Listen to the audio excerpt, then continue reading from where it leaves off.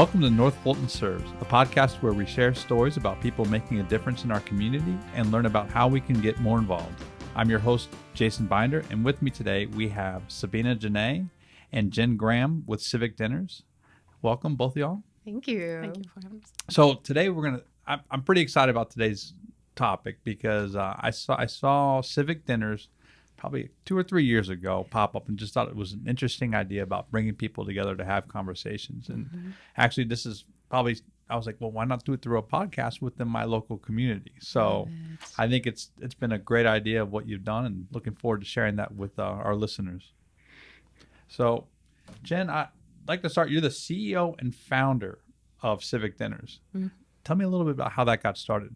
Yeah, so it started as a total social experiment. Back in 2014, a bunch of renegade millennials in Atlanta were a bit frustrated with the narrative of Atlanta. We had, the cheating scandals of the APS public school system were all over national news. We had just failed to pass the T-SPLOS that promised to unlock our roadways. And I had friends calling me saying, what are you doing in Atlanta still? And so I had to kind of dig deep. I said, the Beltline's coming soon. It's awesome. There are trees, all these cool things. And I was really working hard on trying to make it find the golden spots of Atlanta and really bring those out. And so a bunch of friends who also cared deeply about the city, we decided to come together over dinner to talk about what we love about Atlanta and what we would love to love about Atlanta. And it became kind of an influencer initiative. We called it the Cities of Purpose Dinner Party Project. Launched a website, had a toolkit, simple and easy for anyone to host. And these were all just volunteers. These were coming total together. Volunteers. It was just a passion project. And what were you doing professionally at the time? Professionally, I was a designer. So I was working at Unboundary, strategy design firm that did mostly kind of internal communications. But then also I was TEDx Atlanta.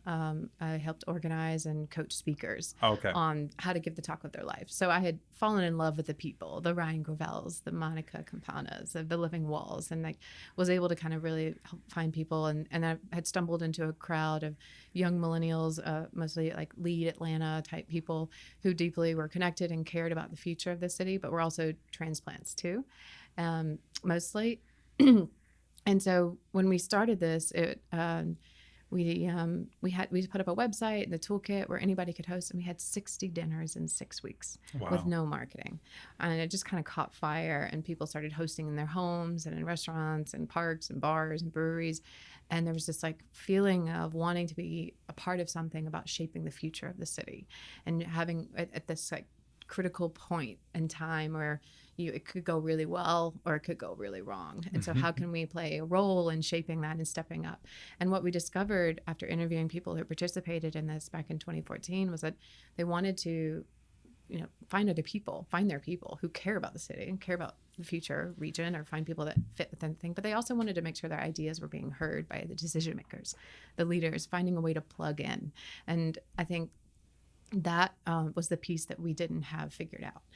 Thankfully, the Atlanta Regional Commission reached out to me to see, hey, we have this millennial advisory panel we just put together, but we don't know how to engage them. And I was like, well, good timing, because we just did this dinner party thing and it worked really well, and they wanted to be heard by leaders, and it sounds like you want to hear what they have to say. Perfect marriage.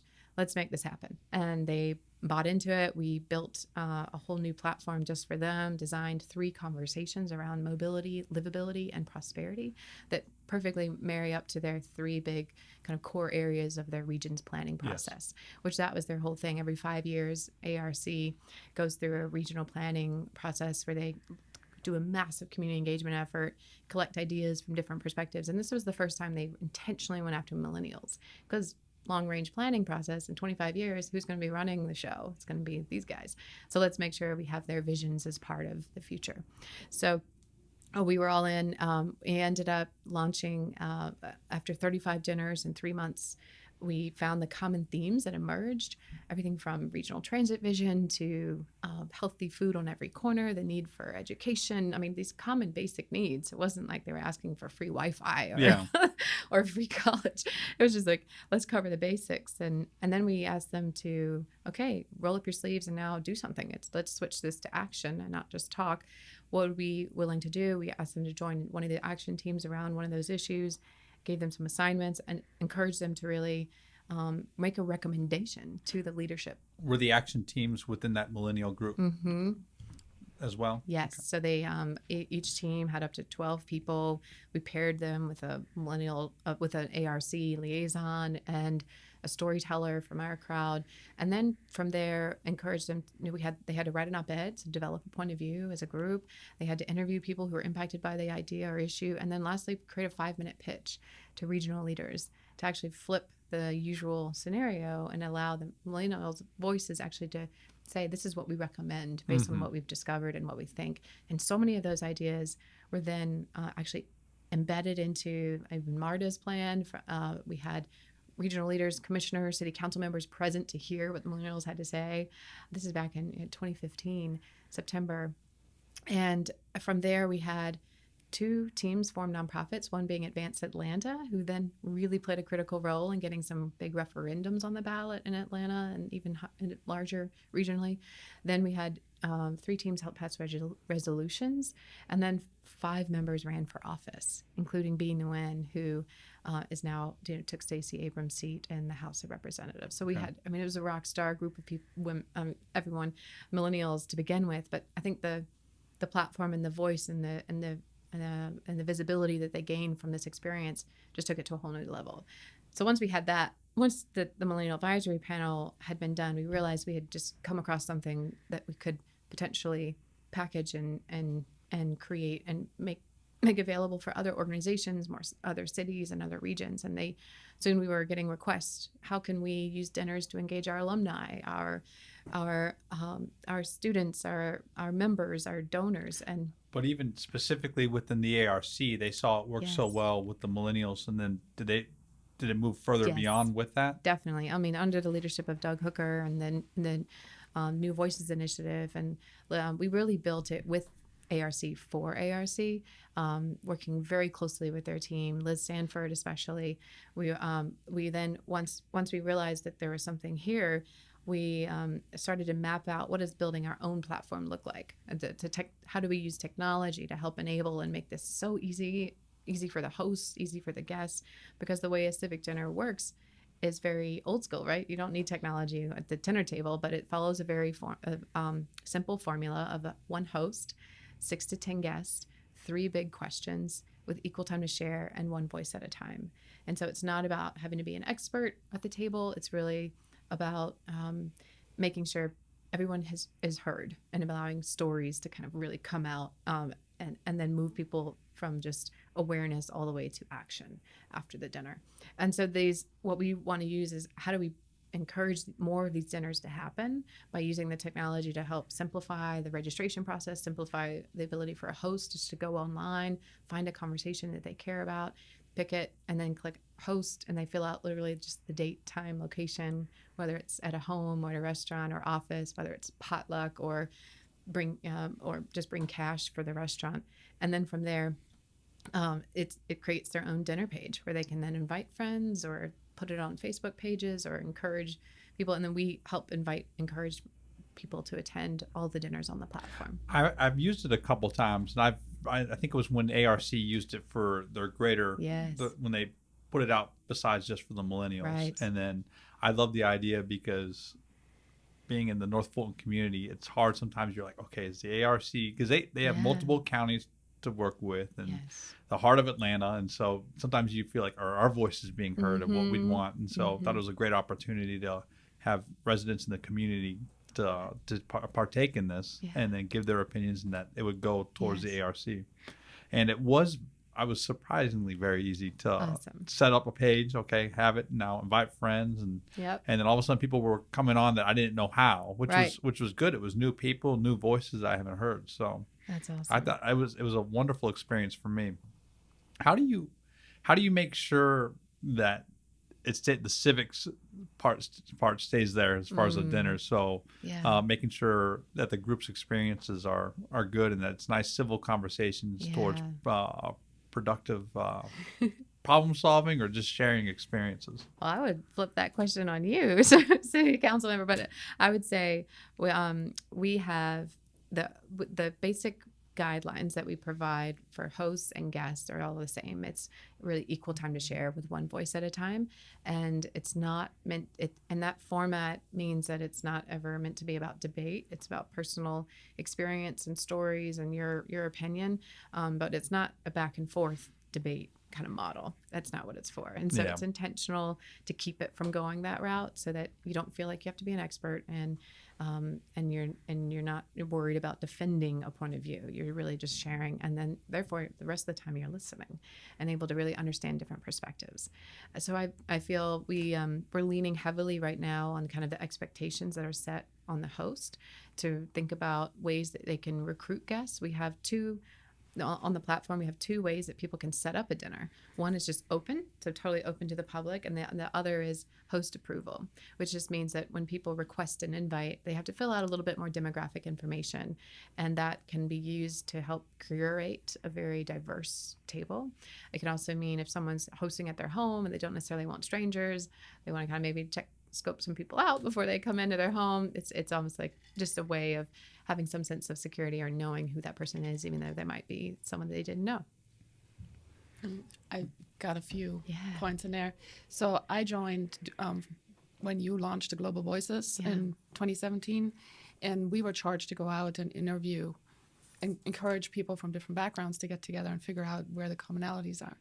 And so what we realized pretty early on, I had partnered with a Indian gentleman from Johns Creek, where he was pulling in Johns Creek residents that he knew, and I was pulling in part of the dinner table from Alpharetta, because we realized we were really all after the same thing. Like you said earlier, we want schools, we want safe roads, safe neighborhoods. And so what are the details?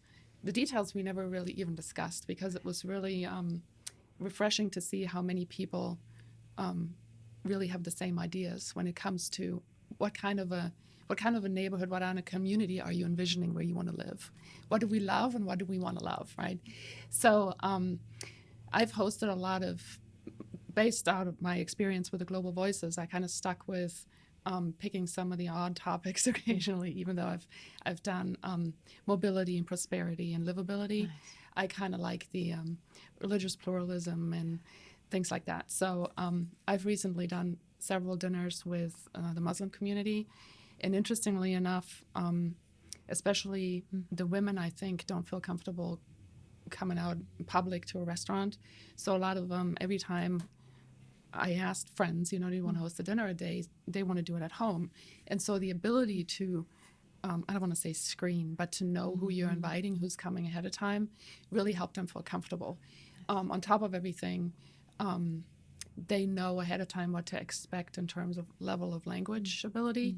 And so I had people that, chemical, PhD in chemical engineering or so, that just came here from Kazakhstan in less than a year and a half or 2 years of English experience, that were comfortable coming and enjoying the conversation. And it's not about expertise. It's about coming to be heard and part of the conversation. So your question, Jason, about how do you make people feel comfortable, somewhere in my conversations, there's always that awkward moment where people are looking at each other like, ooh, I really want to say something and I don't know if I can. And so I've learned to recognize these like anxious stares. Apprehension. Yeah.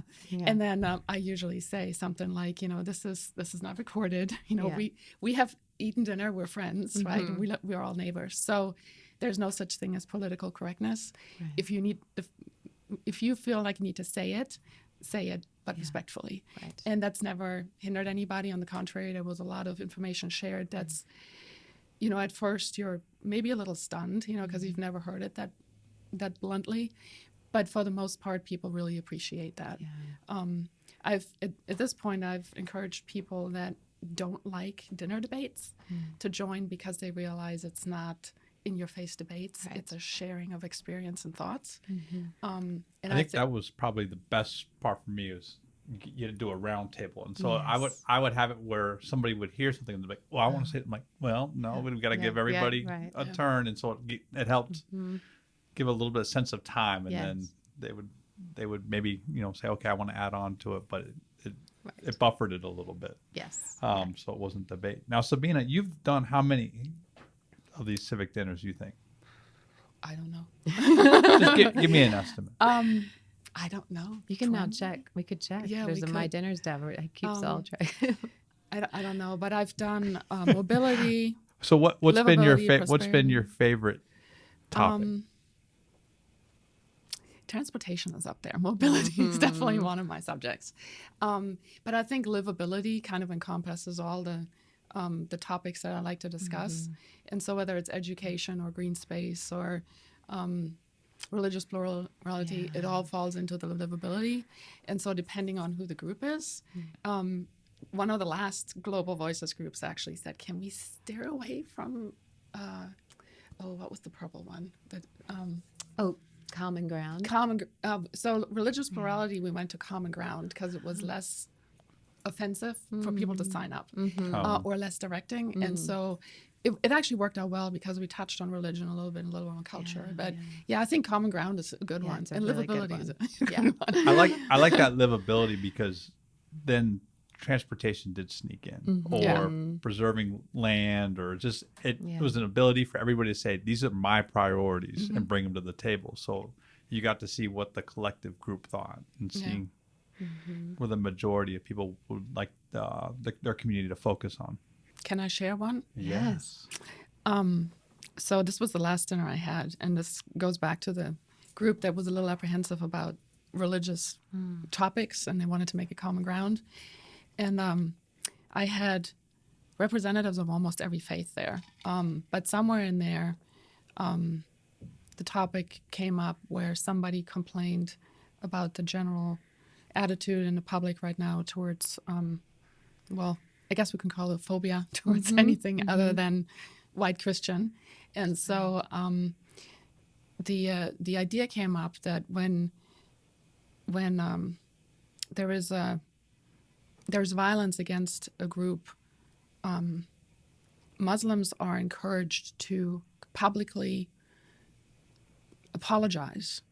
But when white or Jewish attack a Muslim community, that's not. So having that kind of a conversation was really, really deep because all of a sudden we realized this shouldn't be about religion. This should be about when your family suffers, we should be there for you.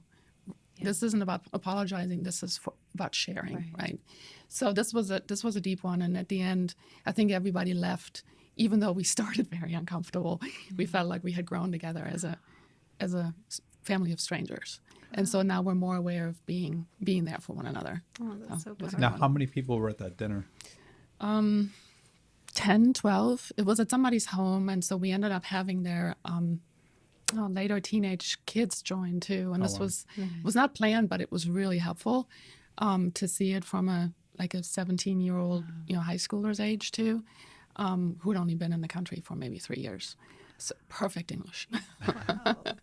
So for the amount of dinners that you've done, let's just call them a dozen or more? More. Okay, Wow. there we go. So I just want to get a number in there. But what's been the reach as far as, okay, people that have attended your dinners, they've gone multiple times, or they say, okay, I'm ready to host my own?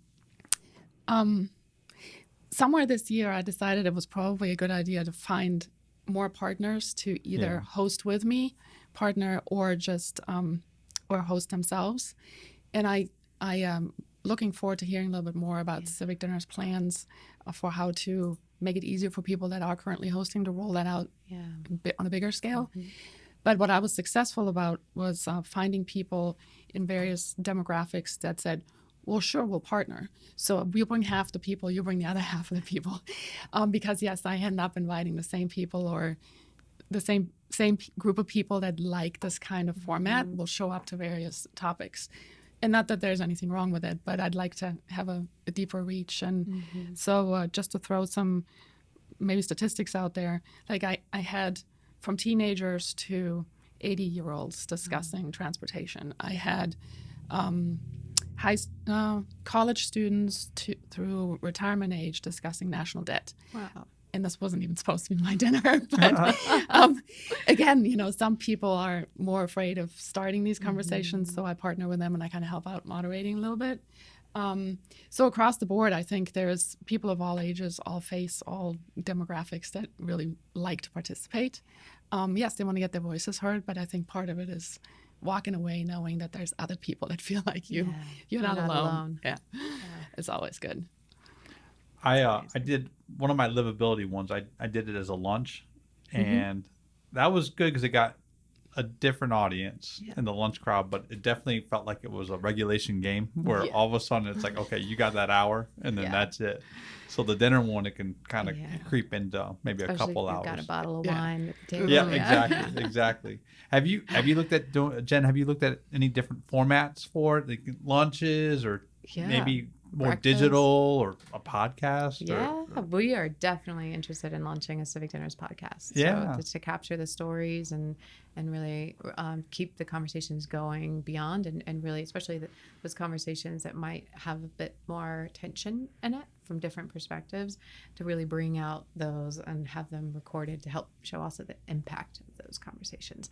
But I would say we've absolutely explored. We've done brunches, we've done breakfasts, we've done lunches, dinners, even just like beers, happy hours. happy hours. It really what is just so powerful is just the food. Food is the convener, and it's people come together. But there's also science that says that we are wired to bond with each other when we break bread with one another. It's just this old cultural DNA kind of thing going on. But it's really hard to say something mean to someone who just passed you the butter or the bread basket. And so I think it's creating the sense of family and community starts with just sharing food together, whether that's at breakfast, lunch, or dinner. It feels like a parlay. You're like, okay, everybody, just defense is down. Exactly, defense is down. The needs are met. We're all here, and you're face to face, which is most important. I think that it's a lot harder. It's easier to hide behind a screen anonymously and say some things that you would never say face to face. Yeah. And you can really build more empathy with one another when you're able to look into each other's eyes and understand and hear someone's story. So there's so much power in the face to face that we've explored and dabbled a little bit in the digital, but only really within the world of corporations. So companies have asked us to launch a conversation. We did one recently for CloudReach. We launched Bridging the Racial Divide, and we came into their office, but they also had up to 15 offices across the country that they wanted to engage in this and on a single day as part of their Black History Month engagement. And so what we decided to do was for each of those offices that were abroad or in a different place than Atlanta, we offered a host training to help coach them on here's how to run a conversation. And we did that digitally. We talked, especially Bridging the Racial Divide. We gave them some tips on like, here's what you might expect, and here's how to guide the conversation if it goes off a little bit, or here's how to handle if someone says something a bit off course or off a very different or even hurtful comment, here's how to adjust. And to give some just simple tips that we've learned as we're working with the Gandhi Institute for Nonviolence and the King Center to help us shape these conversations. We want to be cognizant that some people aren't comfortable leading these, and good reasons why. However, and then once we were there in the room, we would have the digital camera so people could see all the other.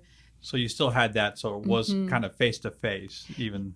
Well, sort of. So it was almost like imagine a Zoom or a Google Hangout where you've had all the offices, but they were still gathering in their little groups. So whoever could come to the office from New York, they were all huddled around a conference room or conference table, and they had their lunches, bag lunch or breakfasts and mimosas in California while they were in Atlanta. And then we would break, so have the conversation and then come back together to share some key insights, which was really cool because to hear how the conversation went in California versus Atlanta versus New York and Boston and all that. So we're toying with it and experimenting with ways that we can digitize it, but it's still the literally the bread and butter of Civic Dinners is about the face-to-face over conversations over food. I think it's face-to-face, but also like I thought about, well, why don't I post this Facebook Live? But it kind of wrecks the protectiveness of it, that you're in a zone that you can talk within this table, and that what is said here is staged, so you don't have to worry about self-censoring your comments, and then so it just becomes a little bit more real. Yeah, real. Yeah. And then we've even played with like doing that. We have a 3D camera where we would potentially record during a dinner. And I saw people like sweating during it. Yeah. Like they were just not comfortable. Like worried about what they were saying. Paperwork's heavy. Yeah. It was so we realized quickly it does change the dynamics of the conversation, and I think we really want to. It's not about recording then and there. That's why we have a very comprehensive follow-up strategy for capturing insights and feedback immediately after the dinner, and then if some reminders 3 days later and a week later, so that we can capture any feedback or brilliant ideas that emerge post conversation. And that's our way of really kind of gathering the input and feedback. Does the host get that feedback? Yes. Okay. The host, well, everybody. The host can. Everybody gets it. Everybody in the group. Yeah. Mm-hmm. So it's actually kind of sent through back to the original partner of the conversation. So we, on the back end, we have a survey. We gather quarterly kind of all the findings from what people have said and group them, and then send them to create a report that then goes to ARC, as well as all of the participants who played a role in either coming or hosting.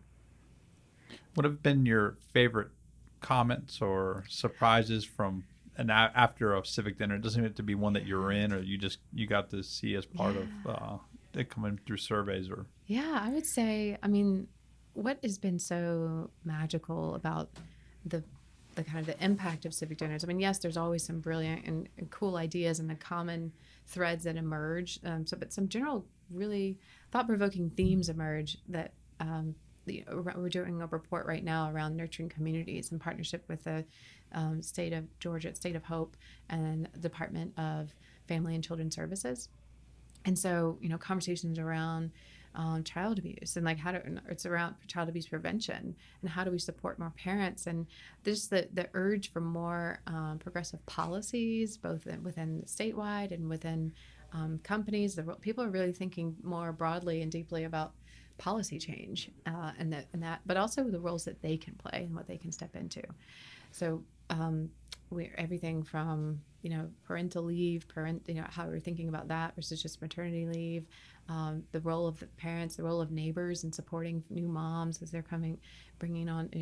My neighbors just gave twins, and so just knowing I had a baby last year, so I know what it's like, and I can't imagine having two at the same time. So it just builds empathy for understanding really the needs of new parents. So that's for example. But then on the side note, what happens just from people coming together to meet and have these conversations? We've had members or participants, guests, actually find one another and start companies together and start nonprofits together and actually work and we haven't had a marriage yet, but we're waiting on that. Yeah. But I remember like the Lola, the two co-founders of the Lola, which is a amazing community for women in Atlanta. The two of them met at a State of Women civic dinner back 2.5 years ago. And they from there, over their shared concern for women and the state of women, they were like, I've been wanting to do this, me too, let's do it. And so that kind of ripple effect of the impact of just bringing people together and the impact that can have, that say, you're not alone, you care, you can find others. And that's true. That creates ownership and responsibility around the key issues, that we're not just waiting on government to solve everything, but we can take some ownership and responsibility and meet other people who care about the same issues. Find some, dive deeper into the understanding of those issues through hearing all the different perspectives, and then make a commitment to maybe here's what I can do, and here's what we can do to help move this issue forward. So, you seems like you're experimenting with the formats and seeing what else new can be added to it. And I've seen between the past 12 months or so, the topics have increased quite a bit between that 5 or so you had with ARC.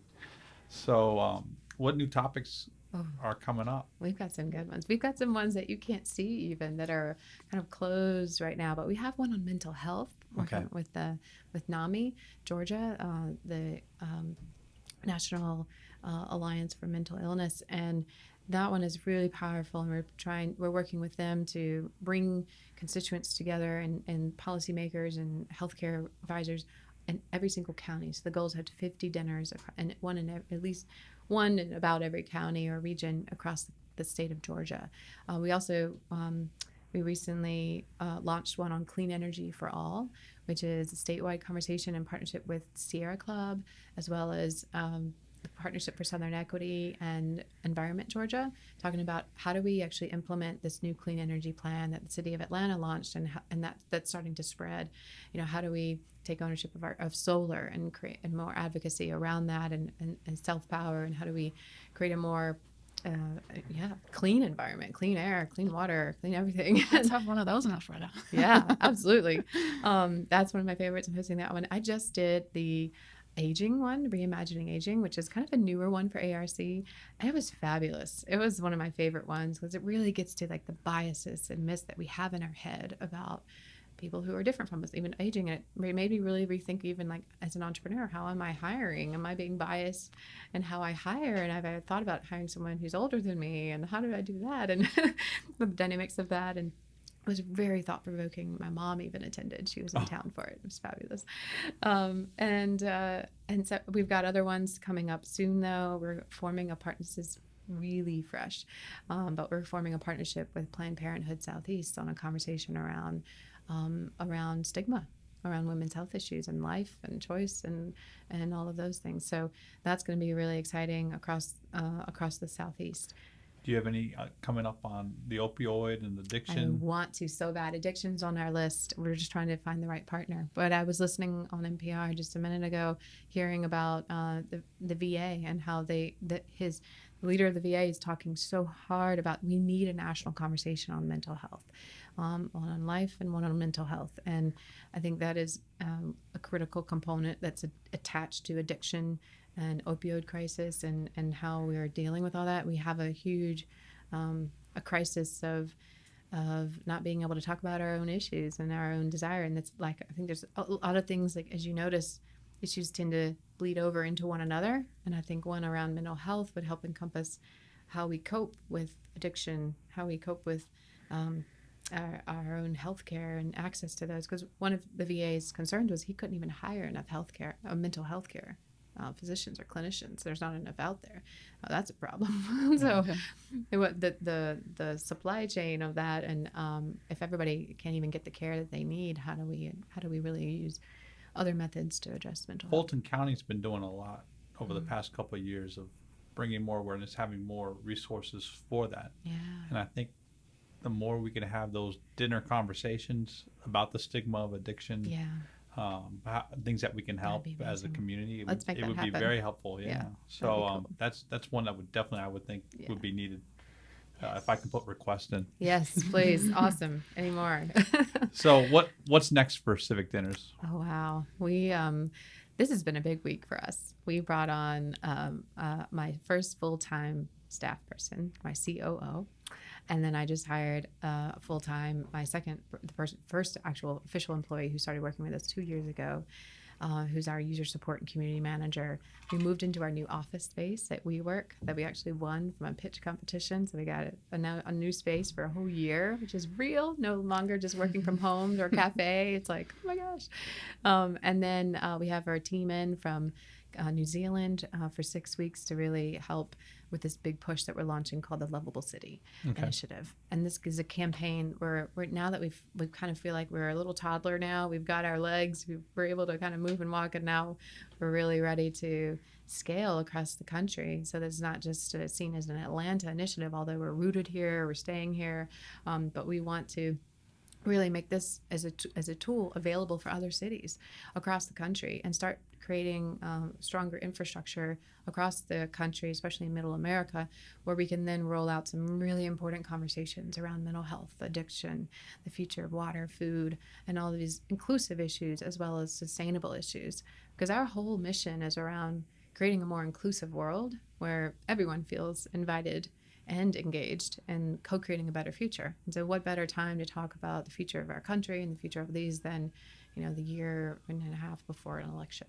So I think we're really trying to lay the groundwork, get cities engaged, and identifying the kind of what do you love about your city? What would you love to love about your city? And start pulling people into the power of breaking bread and having meaningful conversations. What size cities are you looking for? All size, but mostly, we're really, Alpharetta, definitely on our list. We'll talk. I've been wanting to do a community assessment. I think that's important to see what the pulse is, and thinking more of, how broad of a traditional, getting a broad audience for a traditional survey, but it would be great to get Yes. from those survey results. Say, okay, you took the time to fill out a survey. Do you want to take the time to break bread and talk a little bit more about it? And so that, I mean, Yes. that Love it. definitely is a good Us too. idea. Yeah. But there's got to be different, size. Is it Yeah. a certain size that you're looking for We're a looking city for- or what? Honestly, I mean, tier 2, and we know that getting Atlanta is definitely, it's almost the region. We think of Atlanta in the region, so we're also considering having like regional conversation on what do you love about the region, but real specific around the cities. So the size is anything up to, but basically like under 1 million, and all sizes in between that we're looking for. But we're trying to really, especially get into, I mean, everything from Macon, Georgia, to Athens, to LaGrange, I mean, and Alpharetta, but then those kinds of cities where especially it would help us build some roots and connections into the more rural community. Because one of our biggest challenges is like we've been so focused on in the city as a small startup, we only have so many resources. But because of that, cities tend to lean more progressive. We haven't been able to really hear or gain insights from more conservative viewpoints. And we want to really use this as a model to try to bring more people and perspectives to the table. Well, that in working with the ARC, it would be good to see how you can break out that perspectives by regional districts. Yes. Because what I find unfortunate in the newspapers or political rhetoric on Twitter, just like transit. Yeah. Transit always bothers me because it just is a binary thing where it's like you're either you see it on Twitter, you're either for or against it. But it's probably not the case where there's more people that see the need, but their transit needs are different. Depending on where in geography they are. Like right. Maybe just a transit line just to Atlanta is not that important in North Fulton compared to, we would also like to get to Genet and Cobb, and then that kind of thing. And so start having those conversations to say, what would we like to see and where can we get to a common denominator on getting something actually done?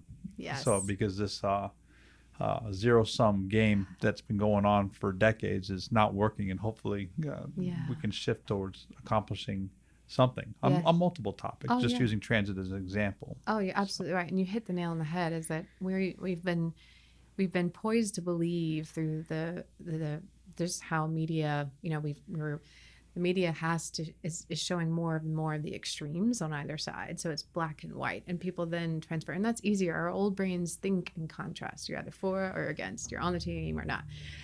But life is way more complex than that, and all the issues are kind of attached to one another, and it's more of like a big ball of yarn, and how do you untangle it? And so being able to really sit and if you're not just reading a headline, you're actually being able to sink into your seat and really understand an issue and all of the unintended consequences of those issues. And it's not just this and that's it again, but what that comes at what cost and what price and how far down the road. And so we're really thinking more critically about the decisions that are being made today and how those will impact the future is what we need more time and space for. And that's what Civic Dinners is all about. Yeah, one of my favorite things about the common ground conversation is the third question. Yes. What is it that or you think we can agree on to finally start moving forwards? Yeah. And so healthcare was one. Immigration reform was another. Nice. Exactly what it looks like, we don't know. But do we all agree something needs to be done? Yeah. So let's start putting one step in front of the other. Absolutely. And at that point, you've got everybody around the table. You got buy-in. Not okay, I want and you don't. Right. Yes, we want this, and we might disagree on how we get there, but that it can be decided, in more strategic meetings. So you had June 6th, you have an event? Yes. Tell me a little bit about that. Yes, June 6th, on Thursday, June 6th, we are having a happy hour to invite all Atlanta regional people who are excited about the future and helping create the future. We're launching a brand new conversation with ARC called Focus ATL. And this is really a conversation kicking off the new regional planning process. So remember back in 2015, that was the millennial, that was toward the end of their community engagement initiative work, and then now we're re-upping for the real 2020 plan the next 25 years, and so, or 35 years I believe is where we're aiming. And so it's going to be a fabulous conversation we're launching. Would love for you to host, both of you, around how we how we imagine it. And it is going to bring up like let's look back 30 years and what inventions, the internet was invented 30 years ago, y'all. And think of how much that has transformed how we work, how we live, how we communicate. And we're really trying to, the ARC's job is to really plan for the next 30 years. So thinking about what do we want our community to leak, what do we want to preserve and keep, and what do we want to really be energized by, and what are the things that we want to be maybe a little bit more concerned about. I mean, autonomous vehicles, maybe how the positive of those, and those maybe the unintended consequences of those as well. So really thinking about all things from all perspectives. So that kickoff event is where again? Yes, it's at ASW Distillery in the West End. We're going to have nibbles and appetizers for free. We'll have there's a cash bar there. It's gonna be awesome. We already have over 100 people signed up, and it's from 6 to 8 p.m. So right after work, just come over and meet, learn about it. We're going to kick off right around 7 is when we'll make the announcement, and find a co-host, find someone who if you've been itching to want to host a civic dinner, or if you want a new topic, you want to pick up some conversation cards or find other people that care about an issue. It's a great opportunity to really kind of the ticket for attendance is a commitment to host. And where do I find information on the web? You can find it on our Facebook. You can find it at civicdinners.com. Just go to the homepage and you'll see the first conversations is Future Focus ATL. Click that one. And then it's the Thursday, June 6th at 6 p.m., that one. And again, so if anybody, after listening to this episode, wants to host or find an event, yes, it's very easy to host. You just say easy. You want to host. Super you easy. Can pick whether you want it open or closed, and then pick your topic. Yep. Then from there, it's up to you to put it on Facebook and get people in there, and then you may even help out as Civic Dinners to help boost and post and share. And it really is, you just go to civicdinners.com. You can find a dinner if you want to attend one first, or you can host one, and you can host at your home or even at a restaurant and go, or you can just order pizza. It can be so easy. It's really about the conversation and the people. Well, perfect. Sabine and Jen, thank you very much for joining me today. Thank you. Thank you. This is awesome. No, this was a lot of fun, and maybe we can get that Civic Dinner podcast. I feel like I should have had a snack or something for us to share bread while speaking. So I'll do that for I'll next time. bring the bottle of wine next time. Yeah, there we go. Oh, that sounds good. Invite me. So don't forget to look for the North Fulton Service Podcast anywhere you listen to the podcast and on YouTube. You can rate and subscribe to the show. Follow me on Twitter at Jason Binder, and be sure to tune in every Thursday for a new episode. Thank you for listening.